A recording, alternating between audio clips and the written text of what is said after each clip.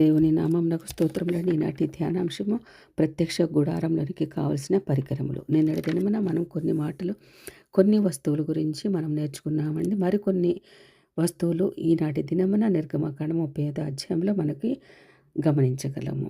ఈ అధ్యాయంలో దహన బలిపీఠము, ఇత్తడి గంగాళము, ఆవరణము, వస్తువుల లెక్కకు సంబంధించిన వివరములు తెలుపబడినవండి. మొదటిగా దహన బలిపీఠము. నిర్గమాకాండం 38 అధ్యాయం 1-7 వచనములలో, అదేవిధంగా నిర్గమాకాండం 27 అధ్యాయం 1-8 వచనములలో కూడా మనం గమనించగలము. బలిపీఠము కూడా తుమ్మకరతోనే చేయబడినది. దానికి ఇత్తడి రేకు పొదిగించబడినది.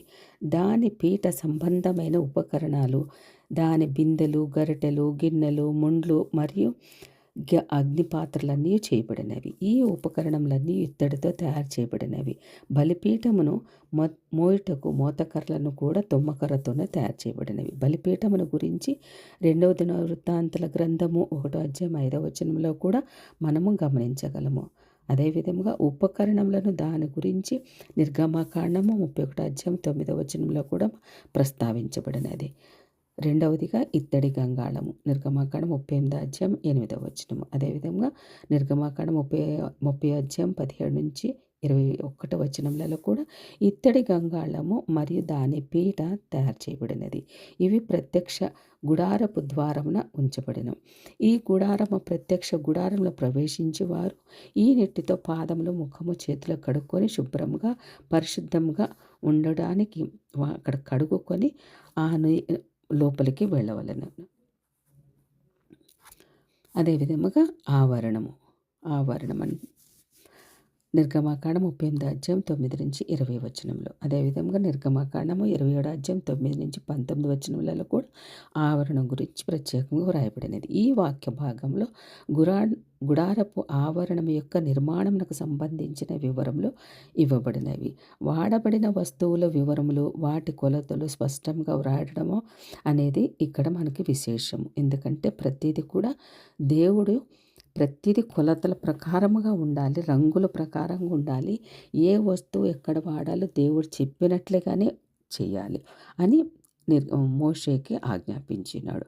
నేడు మనము కూడా ఏ విధముగా భవన నిర్మాణ నిపుణులు అనగా ఇంజనీర్స్ యొక్క సలహాల మేరకు కొలతలు, నాణ్యమైన వస్తువులు వాడటానికి ప్రయత్నిస్తామో ఆ ప్రాచీన దినములలోనే దేవుడు మోషే ద్వారా మనకు నేర్పించి ఉన్నాడు.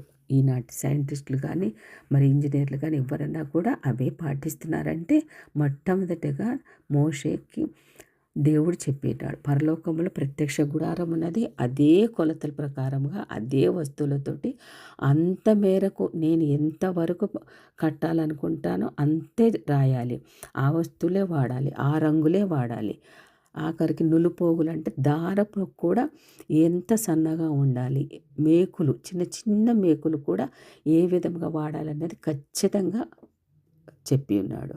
మరి ఆ విధముగా తెరలు, స్తంభములు, దీపములు ప్రత్యేకంగా కూడా రూపించబడినవి. ఇందులో వస్తువులో లెక్క ఏమనగా నిర్గమాకాండం 38 అధ్యాయం 21-31 వచనములలో గుడారపు నిర్మాణము పని అంతటిలో వాడబడిన వస్తువులు మరియు వ్యక్తుల యొక్క వివరములు స్పష్టంగా వ్రాయబడినాయి. ఎందుకంటే ఎవరు పడితే వాళ్ళు కట్టడానికి అక్కడ అర్హత లేదు.